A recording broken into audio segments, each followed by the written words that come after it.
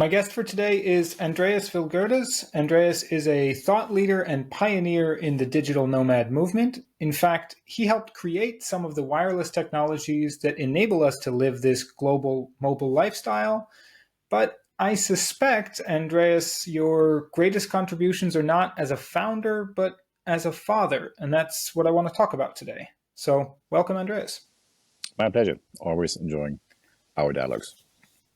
Just to kind of set the stage for the conversation, can you just tell us a bit about your life now as a digital nomad family? First of all, how many kids do you have, and how often are you moving around? I'm living with my youngest kids, so 4 of them at this stage. So the older ones are already out of the house and living their life. We have different places. We normally spend a few months, 3 months per year, 4 months per year exploring new places. But otherwise, we have a base in Bansko as an example, and one in Malta, which is conducive for us and which is great for the children. And that feels like a very natural setup, the way how we live our life and the way how we grow the family and educate everybody, including the kids, on a daily basis. I spend a lot of time kind of scrolling through social media, especially like Digital Nomad and World Schooling and specifically like Nomad Family forums. And there's a particular genre of post I see over and over again, which is often a mom who's posting to the group and asking for advice, like, how do I convince my husband? How do I convince the father of the family to embark on this journey, right? They're living in the US or the UK or somewhere else in Europe or Australia, and the mom is ready to go, and she's saying, how do I convince dad that this is actually a good thing? What are those dads missing out on? What do you see that they don't? I think that's a general situation that a lot of people who have children are not really ready to spend quality time with them. So if you follow the standard regular factory schooling model, then you end up with less than 40 minutes of quality time per day. So, and most people who have children actually signed up for that. So they're not really ready to change that. So they're very happy to drop the kids off to preschool, to primary school, secondary school, anything, make sure they come back in the late afternoon and have some extracurricular activities. So you might see them before bed or you don't. And that is what we have created in 2023 as a de facto standard model. This is creating a pandemic of teenage depression and many other health issues, which we are seeing, and countries who consider school shootings a regular occurrence. So this is what we have at this stage. I don't think it makes any sense. And if you had to convince the dads, then probably you picked the wrong father. If you have people who love educating their children and who stand up for it, then they will be excited to have a model where they actually are in charge of it and where they can orchestrate it and where they live a life which is boosting all of them. I love that. I mean, I'm certainly sympathetic, but I'll play devil's advocate here and say, okay, so those are some of the arguments that still kind of favor homeschooling, right? Spend more time with the kids. They're your kids. You should be the one kind of giving them moral guidance and teaching and all of that, and not just outsourcing all of that to society and the school system. But you could still do all of that staying in one place. And yet when I see the way you live and just the world schooling movement as a whole, we're talking about moving around more often. So again, playing devil's advocate, don't kids need a place that they can call home, the same bedroom every night, the same core group of friends? Or is that also something that we've sort of been tricked into that's not really important for childhood development? Look back 200 and plus years and you see how humans unfolded and how it was totally normal for sharing knowledge that you would be mobile. That people would move from different places. But you know what? World schooling, as an example, for world schooling, if you take it seriously, travel is optional. You do not have to travel. You can stay in the same place. You just allow the kids to learn what they want to learn, when they want to learn it, and you support it. And kids have an intrinsic desire to learn all the time. So school holidays included. So they will ask you questions 7 days per week, 365 days per year, and they will not stop. And they will love to explore. And there will be time when they challenge all your answers. And it's fun. So yes, you can do this by traveling. You don't have to. So I think there are different things if you look back. So one is, should you put your kids into a factory schooling model, where, as an example, like what you have in German-speaking countries or even in some of the Balkan countries, you have ministers in charge who are elected, and they decide what to teach the children. So, and they give you a curriculum which is mandatory in that state. So they believe that they know what is relevant to teach the kids to make sure they have the tools for the future. And we have seen how well that worked in the past. I still have to find the first person who tells me what they learned at school is actually relevant for their life. Yeah, so I find tons of people who tell me I had a great time with my friends. That's a given factor.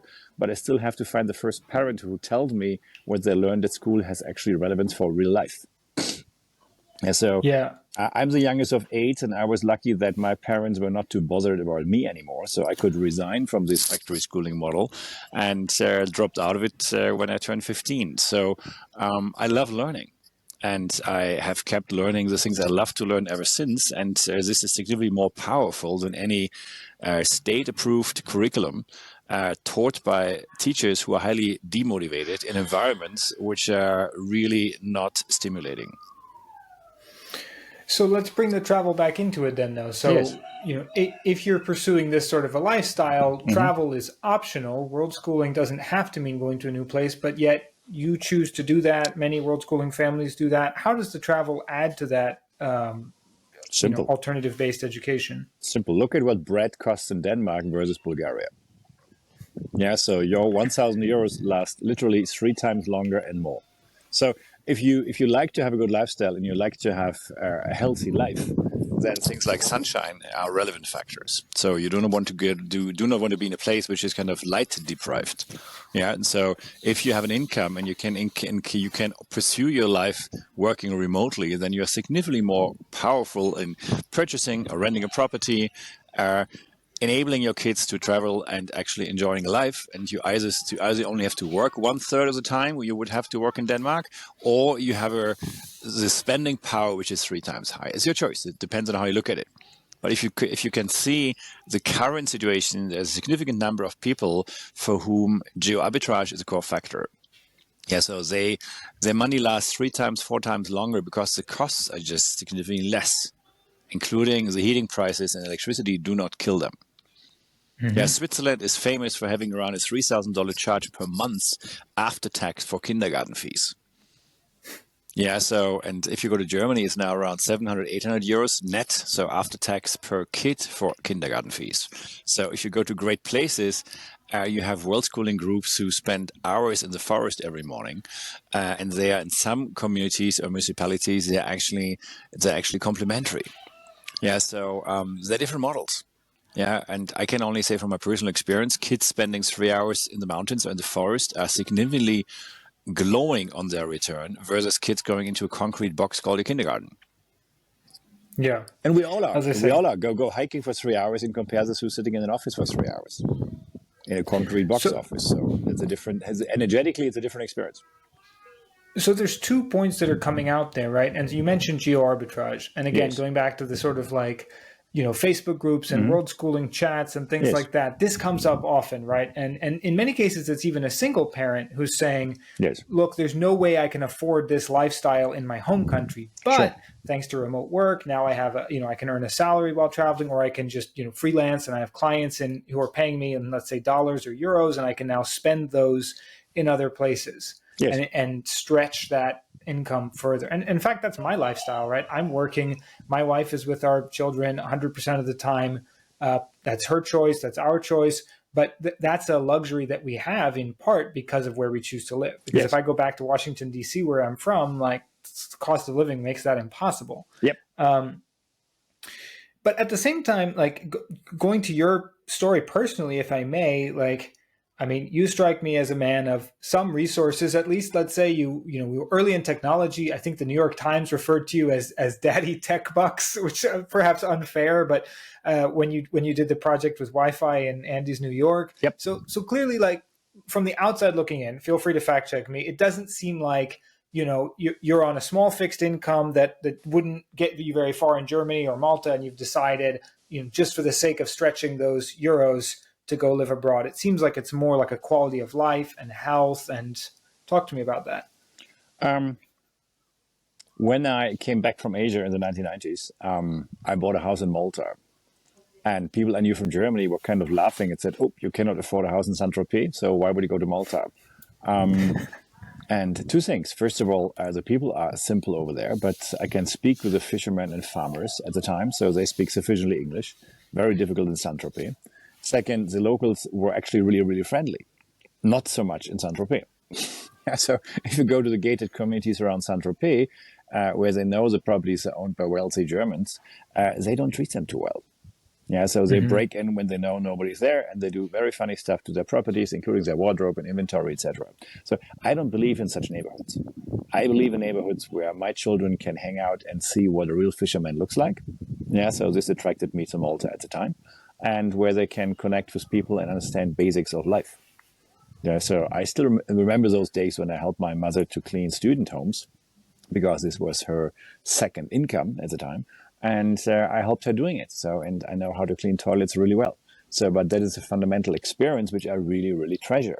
So I wouldn't go to Saint-Tropez for negative geo-arbitrage implications, number one. Number two, I do not like the composition of humans who actually go there.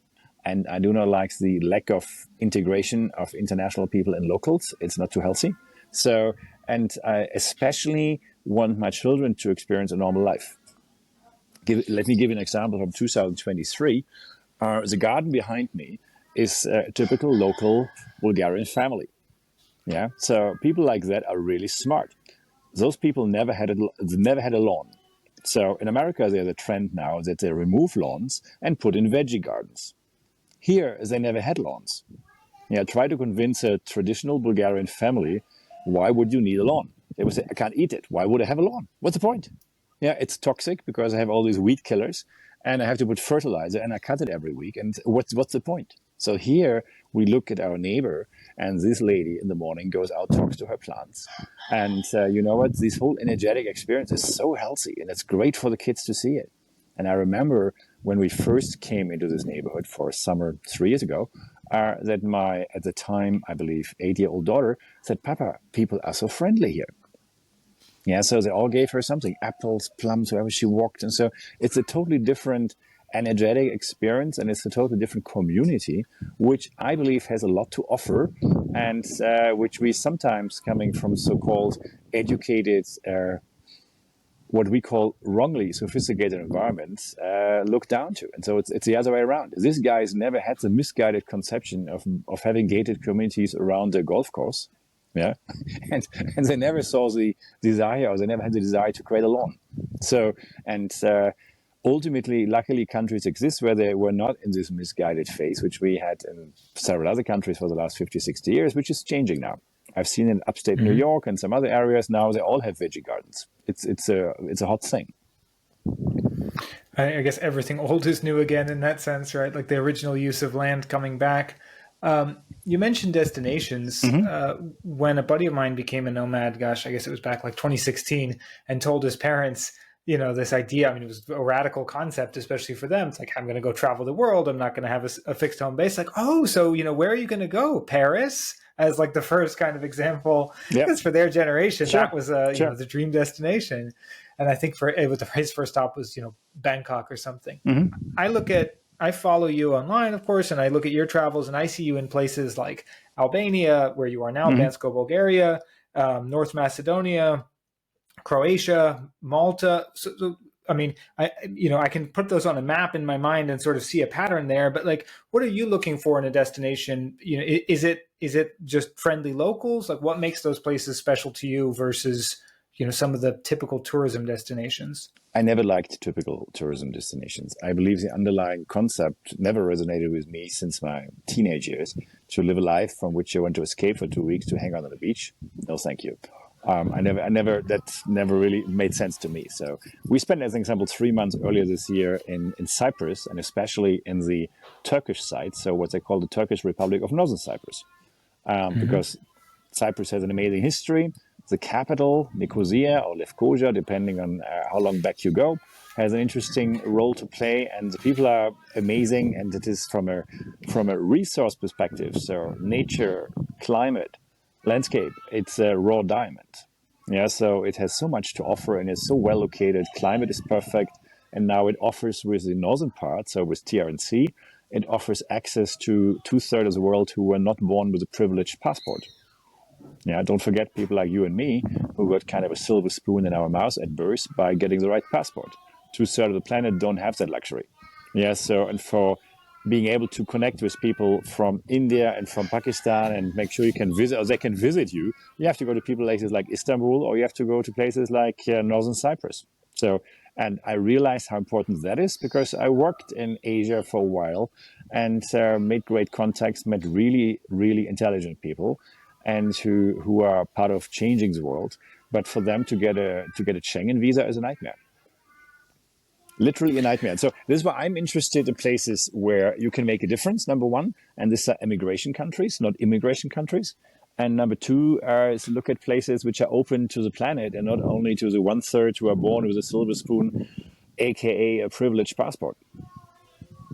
I know those struggles secondhand, but all too well. Yeah, and so this is what I'm interested in. So and this is, I believe, the crucial factor because the first half of my life I focused on telecommunications, so empowering people to communicate across distances in sophisticated and simplified manners.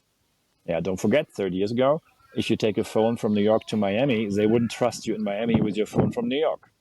Yeah, so why would you be allowed to make a phone call in Miami? So you're from New York. No, we don't know you. So now we have a system based on GSM and based on a standard which was actually created between the French and the Germans at the time. And that works in 190 plus countries.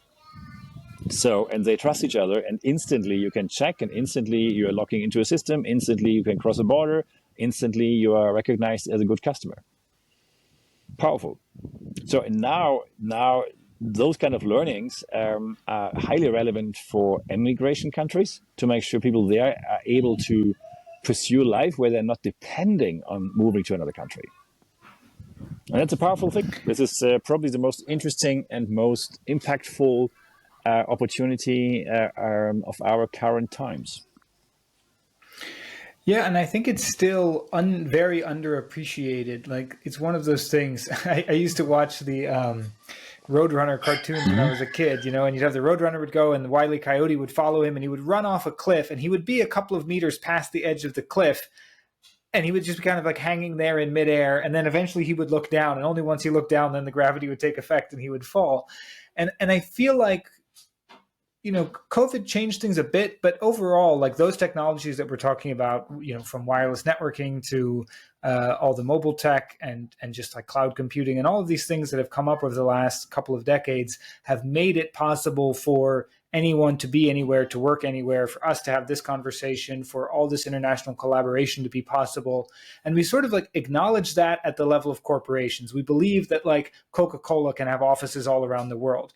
But at the same time, when you want to hire an engineer from India, you still apply in the US for, let's say, an H-1B visa or something like that to bring that engineer from that place to the place where you want them to work. And of course, again, it's starting to change now since the pandemic, but that's still sort of the default way of working. And that means that India loses a great engineer, that family, loses a son or a daughter to another country. Yes. Maybe for the best for that person, maybe not. And I think that now we're going to start seeing exactly what you're describing, right? Like the end of the need to emigrate from those places to where the opportunities are and instead to follow where's the best quality of life and then bring the work digitally to you in that place. That's exactly what is happening. That's the biggest transformation of our lives. The empowerment factor through telecommunications is more and more understood. I recall that Bangalore kicked off in the early 1990s and Cisco put their development center over there. And yes, it was so much easier. And yes, this was a huge cost saving factor. But on top of that, they had 1,000 times more applications for the same job of really, really competent people. This is a dialogue I remember when I was in the same neighborhood for digital mobile communication and just talked to the people and said, what are you doing here? And so now you're right, as the empowerment happens and teenagers realize they can work remotely. We started a program in the Western Balkan here, starting in Tirana, and teenagers learn how to act like virtual assistants in virtual assistance capacity, and they're able to pursue work which they like, so subjects they're passionate about, and get work assignments globally and make a few €100, which is more than the average salary in Albania. So yes, and they will not be under pressure that they have to leave. They have the option to stay or do whatever they want. So it's a different, it's a transformation now. I spent a good amount of time over the last 10, 15 years traveling throughout Eastern Europe, the former Soviet Union, and like constantly in all of those countries, right? The population, especially of native born population, is declining. People are emigrating, the so-called brain drain. Joining the EU reversed that in some segments in those countries, but it also accelerated in others because suddenly you didn't need a work permit to go become, if you're a doctor in Poland, you could go move to France or Germany, or in the past to the UK. And now I think programs like the one you're describing will open local, especially young people's eyes to an alternative path of you don't have to leave to be able to participate in the global economy, to have something more than perhaps mom and dad did, but still be close to them. The thought pattern is new. And when I was with my, at the time, 9-year-old daughter in Tirana last year, we saw all the BBC headlines where they really had very negative press about teenagers coming from Albania and how they illegally enter the UK and how they become careers of the drug gangs in the UK. And she said, why don't we teach them how to make money from their iPhone? And we set up a program and it works. So it's nice to see. But again, the main people who hold these things back are the parents, grandparents, and existing adults in those countries, because for them to see the opportunity is difficult. And this reminds me of the days when I told people to buy mobile phones and be empowered. And the most people who are above 25 would say, no, I have an office phone. I have a phone in different places. Why do I have to carry anything around? Yeah, so these were seriously the answers I got 30 years ago and even 20 years ago. People could not imagine that people would use a mobile small screen to pursue internet opportunities. This was kind of not imaginable. And everybody said, no, you must be crazy. The internet will not be on mobiles. It's too small. People will not do that. And we know what happened. So I believe that places like the Western Balkan, like Kosovo, where every village now has high-speed fiber optics, have an opportunity to be the home base of, as an example, German-speaking families who want to educate their children in a free, empowered manner. So, do I believe that all the teenagers will stay in Kosovo? No, because this has been ingrained in your system during your entire upbringing. So many of them will still leave, and that's great. If they realize they can work remotely and they can come back, fantastic. Better than anybody else understood so far. But the opportunity is to interconnect. So to interconnect and have a know-how transfer based on international families moving into those neighborhoods, which so far were purely seen as tourist opportunities. So I believe if you have the first 1,000 families with kids, like in your case, and spending 6 months in Albania or 6 months in Kosovo, the know-how transfer is huge. We see this in places like Bansko right now, the impact on the local community. And we see this in Tirana, where Maya came up with a model to teach the teenagers. And we go there every few months to spend time with a new cohort of teenagers who get trained, and it's beautiful to see how the know-how exchange is operating, and how that really impacts the local environments. But normally the parents don't see it, and the most people in local authorities, they cannot get their head around it. But they are not operating in that way. As you know, they get elected through elections, through political parties. They're not necessarily innovative or creative. This is not part of winning an election. Is there anywhere in particular that you visited where the local politicians really see this opportunity and get it and invite someone like you in and are kind of like forward thinking enough to realize the potential? Do they realize the potential? I'm not sure. I have enough white hair, and I've been around a few times, and I've seen things which others didn't on a few occasions in my life. And since I'm 50 plus at this stage in my life, I come with a level of credibility. I'm not there for what digital nomad villages often are called, like a summer camp for grown-ups. So I don't go there for that reason. So I don't go there to party or get drunk or get late. That's not my assignment. So I really love to see what can happen and what could you achieve if you combine telecommunications with international mindsets and people who love to collaborate and share knowledge. That's what I'm driven by. That gets me out of bed. And so to see empowered teenagers now who already spoke the languages but didn't see the opportunity, and then go through this awakening that is more than addictive. Yeah, and so yes, I see those opportunities, especially in the Western Balkan countries, because they have fiber optics to a high degree. Kosovo is leading that part. Kosovo has a IT literate youth, teenagers, who are on the level of the Netherlands and Scandinavia. So surprising, right? So Kosovo has all these digital competence. So Albania doesn't have the same empowered youth when it comes to digital skills, but they're multilingual and they're highly curious. Yeah. So, and if you go to Macedonia, Powerful combination. it's super powerful. But you know what? I didn't know that until I was in the places and actually spent time there and started asking questions. But you know what? People like you and me, we enjoy doing that. Yeah. If I learned one thing over time is that I don't know. And what keeps me really mentally in great shape and physically in great shape is spending time with kids who do not stop asking questions.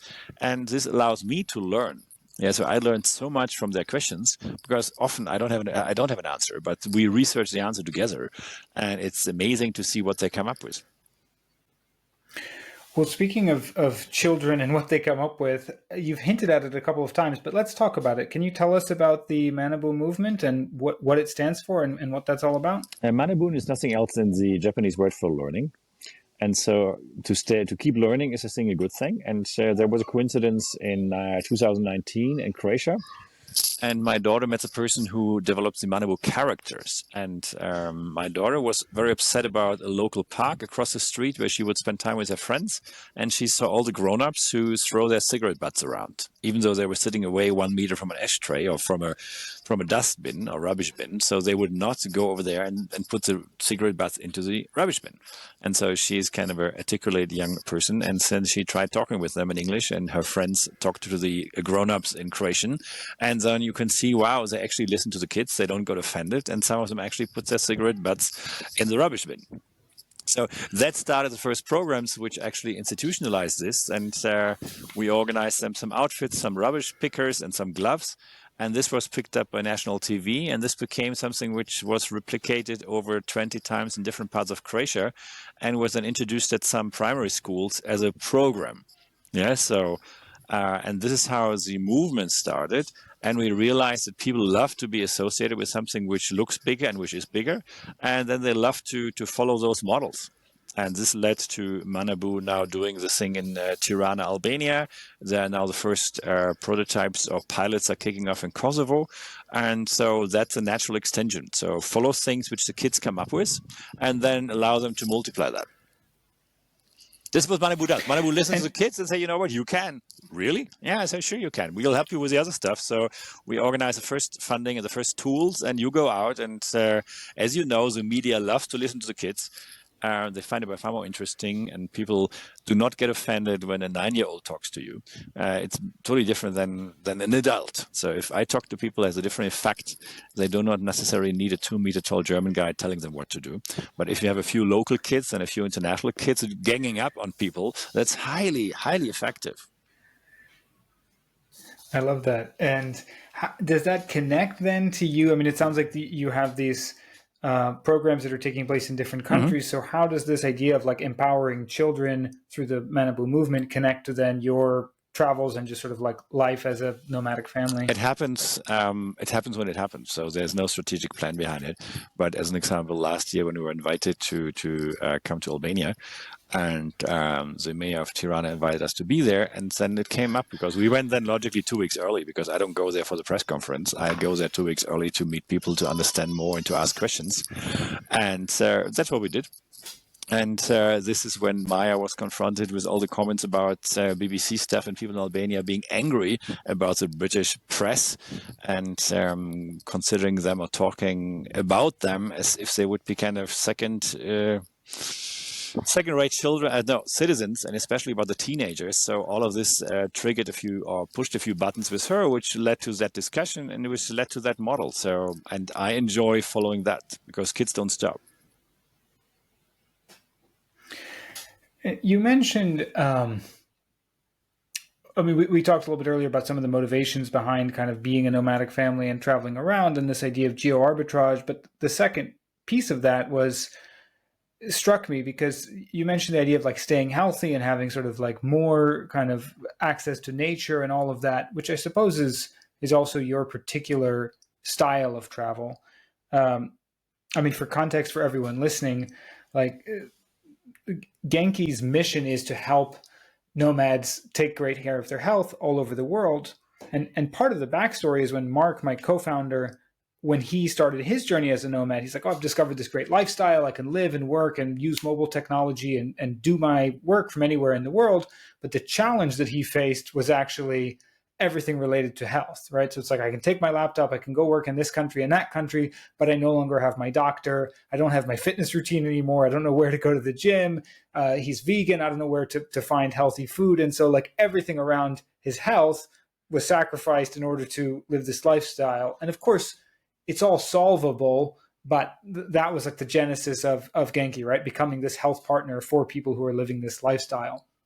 But when I talk to you, it's so interesting because the intersection of nomadic life and health for you is the opposite. It's get out of the city, get out of the concrete box, get into nature.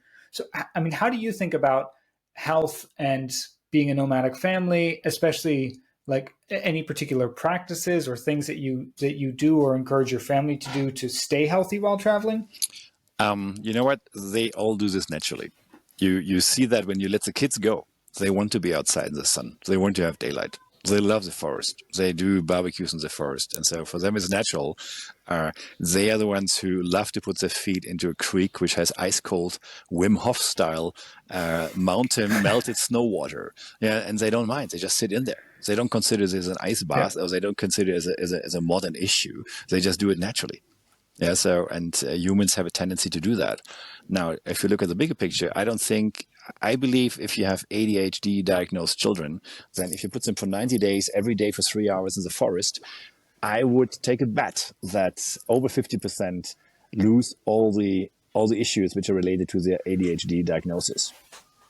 And if you go a step further, if you go into all the health insurances right now and look at the issue of them having kids as insurance covered members who are diagnosed with chronic diseases, if they would allow those kids and they would send them with their family for 90 days to a place like Bansko, yeah, I would believe that 50% of these chronic diseases disappear. That's my personal belief. Because a change of lifestyle, only organic food because they don't have anything else. Yeah, for a fraction of the cost, but that's secondary. But just having healthy food, beautiful air, where you feel different in the first days, especially you notice that, makes all the difference. So the combination of those factors and everybody being less stressed out and meeting happy people on the street, and you can go cycling on the street because people do not try to shovel you off the street with their car. And they're very friendly when it comes to kids on bicycles, on tricycles, and anything like that. That is a powerful combination.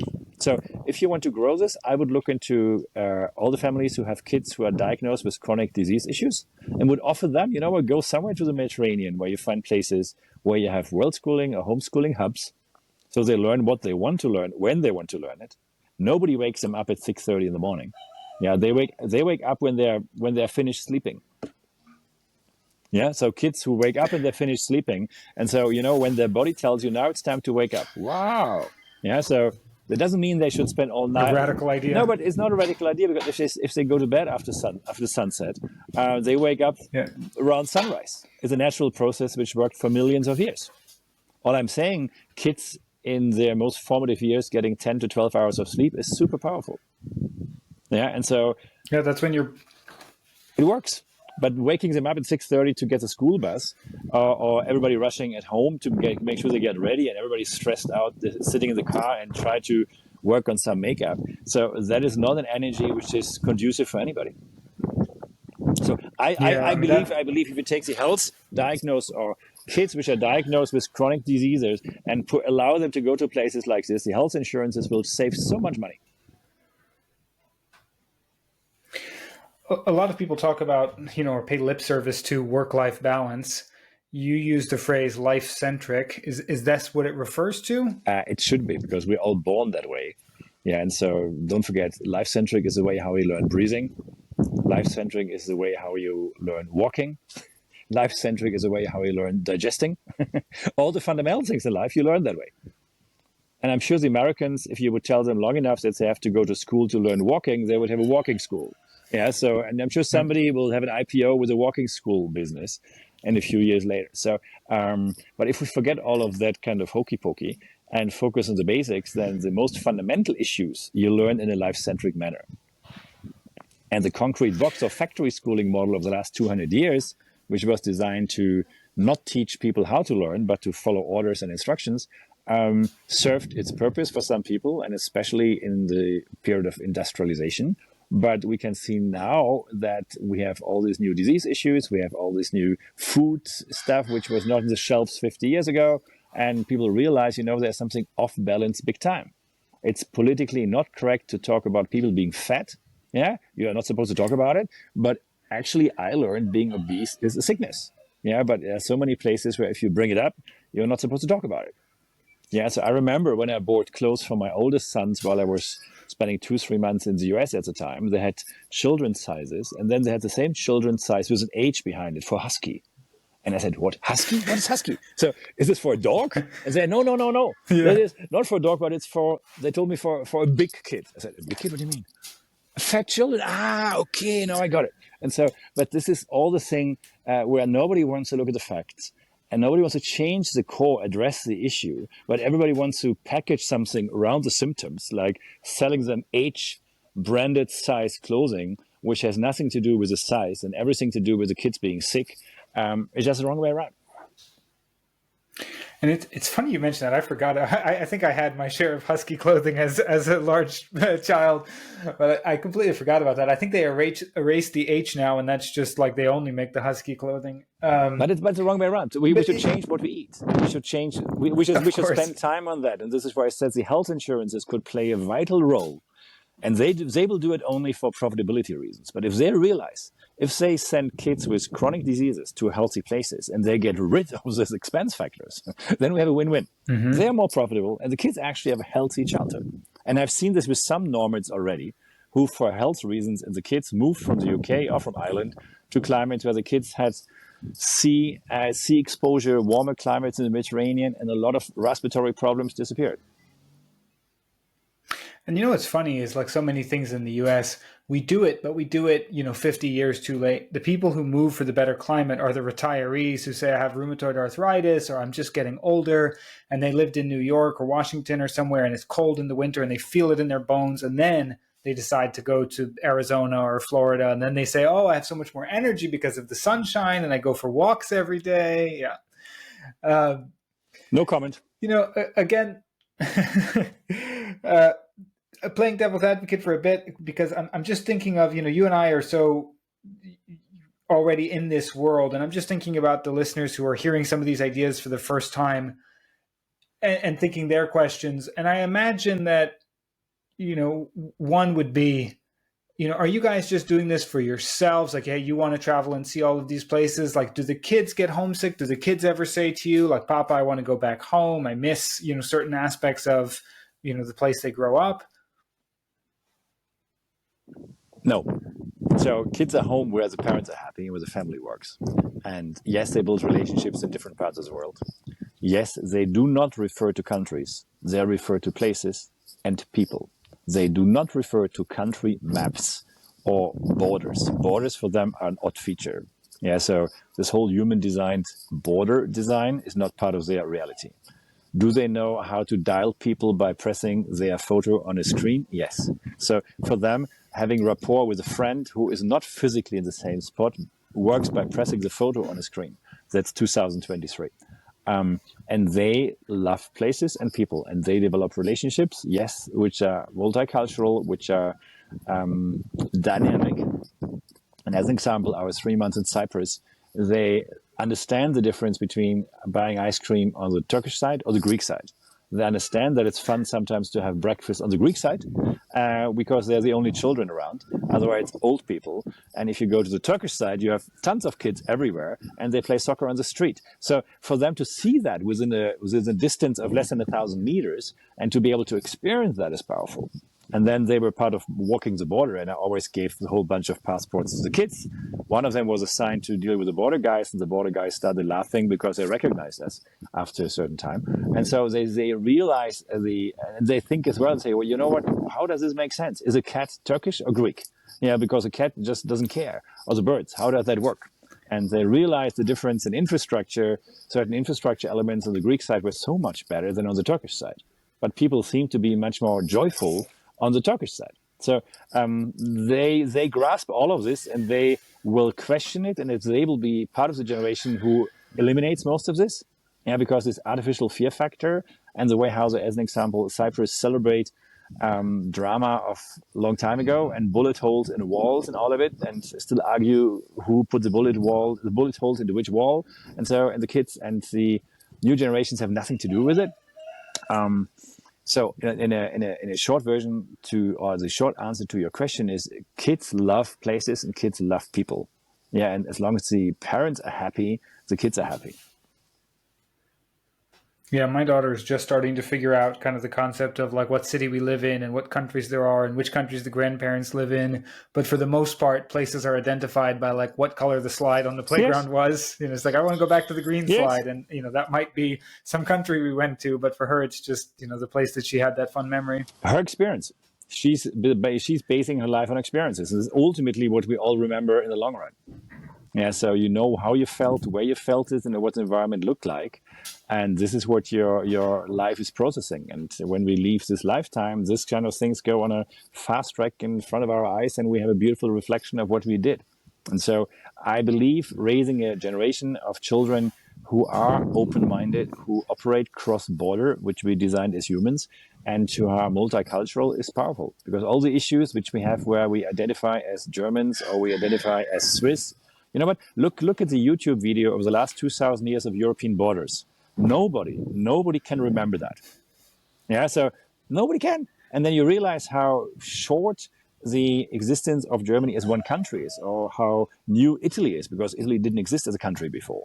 Yeah, or how those kind of, and how many people died because of the change of borders. How many, like you and me, so a man on this planet were massacred to have border reallocations, which after 2,000 years, nobody can even vaguely remember. Yeah, so totally irrelevant. Yeah. So now we have a generation growing up who operate in places and in people and appreciate places and people. And sooner or later, we will use similar things which we use for telecommunications, like SIM cards, which work in over 190 countries. We will use that kind of concept for visas and passports, and then the world will be so much easier. So continuing on the sort of devil's advocate theme, because again, I'm sympathetic, I'm with you, and I can totally see the benefit for, kids like our children's age. But I'm curious about, what you tell the, say, 25-year-old who's listening to this, who, they say, hey, look, you said you're just over 50, you've had your success, you've sold a company, you've done really well for yourself. Now you have the privilege to go and travel and live like this. But for someone who's just kind of at the early part of their career, and, they're sitting in Toronto or New York or London or Frankfurt, and you're saying, hey, go spend 6 months in Bansko and discover, a more life-centric approach.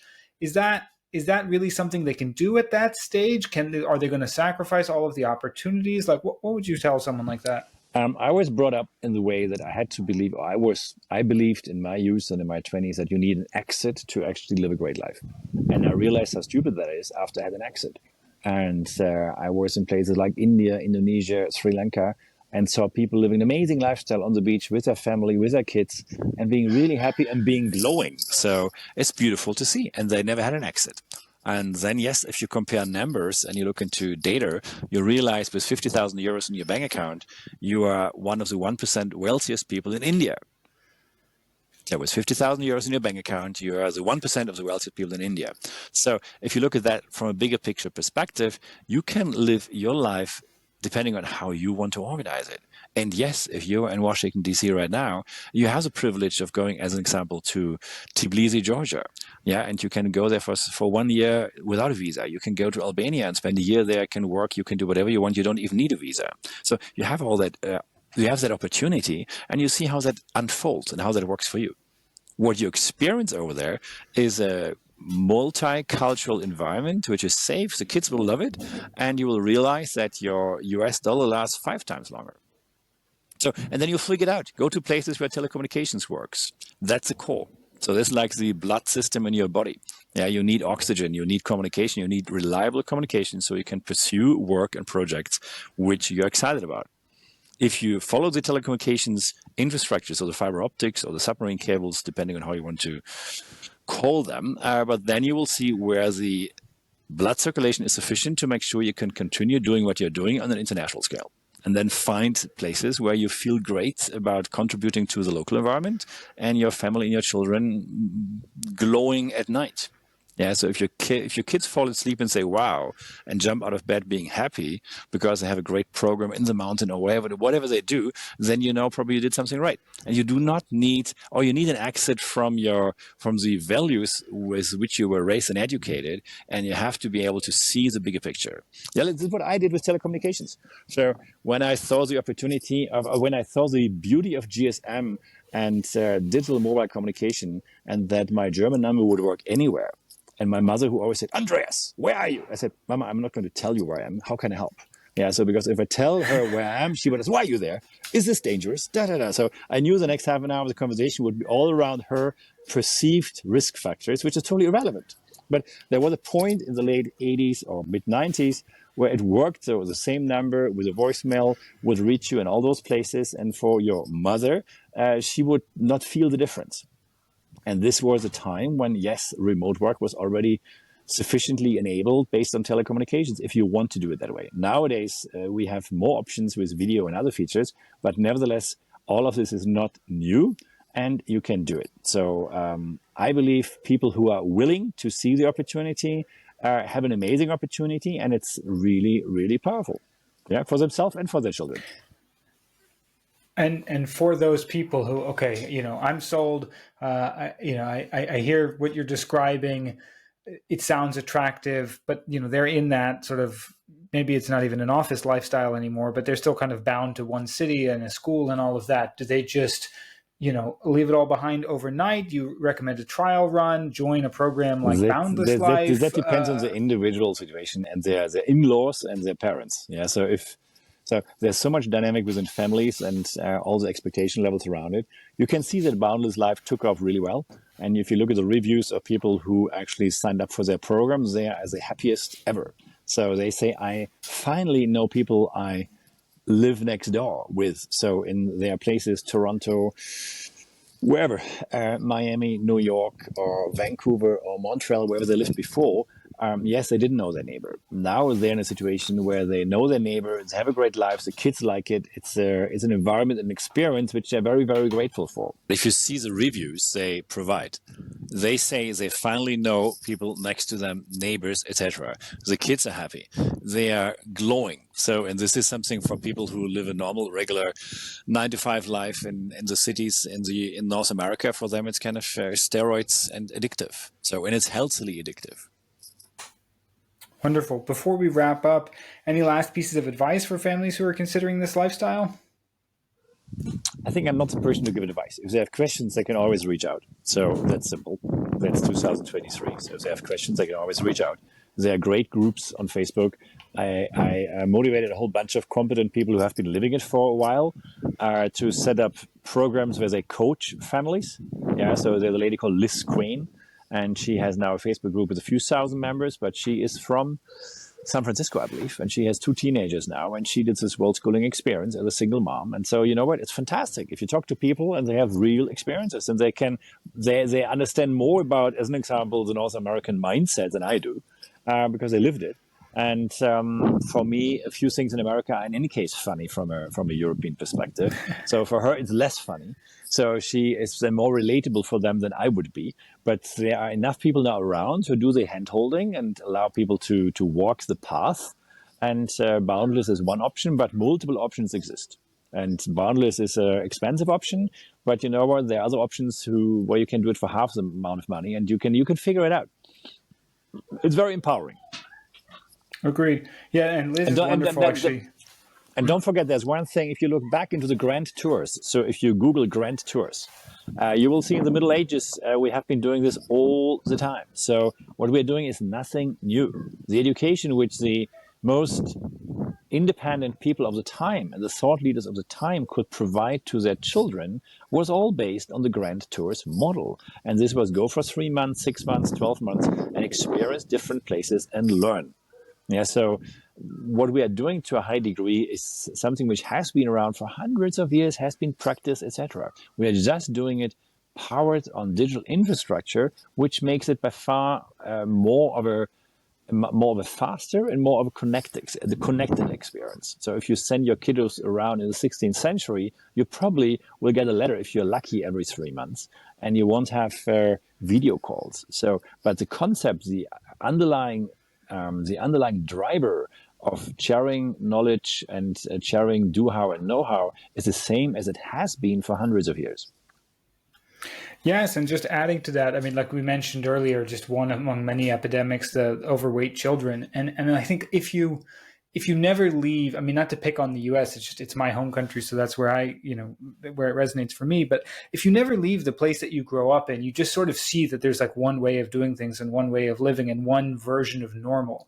And when people asked me after I traveled for a long time, so like, what did you learn? What happened? What did you change? And I said, the thing for me that changed the most is that, like, what was normal was from here to here, and after traveling the world, if this is rich and this is poor, now this is rich and this is poor, right? If this is thin and this is fat now, and you just see that there's just this much broader range of possibilities, and that doesn't mean that any one particular one is right or wrong, but it gets you out of that mindset of, oh well, if you have land around your house, you plant grass, obviously, right? No, you can plant fruit trees, right? What a concept. If you look at just black and white movie footage of pedestrian areas in the US in the 1950s and 1940s, you see healthy and good-looking people, and nobody's fat. So if you just look at basics, which we are not teaching in history classes. So no history class is teaching that. No history class is looking into the dynamics of what changed in the supply of food. So, and what changed and why do we have all these kind of modern diseases showing up? If you apply a basic level of common sense, you will see that change of lifestyle is what's needed. And this is not popular because it killed the pharmaceutical industry. Don't underestimate that. So they are in the business of selling drugs. So they do this. Yeah. So, and if you have a business model where you depend on people not addressing the root cause, but taking that stuff all the time, it's a different concept. If you want to set yourself free from that, a little bit of Wim Hof and a little bit of believing in humanity helps.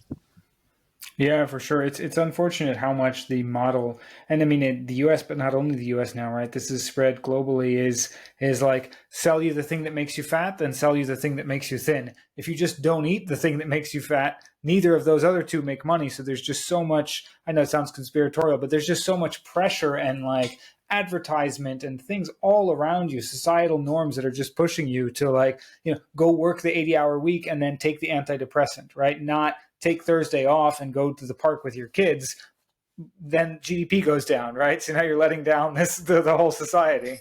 Sure, but if you walk around places like Bansko, you will see there's a huge quantity of kids walking around, and you see that they're not fat.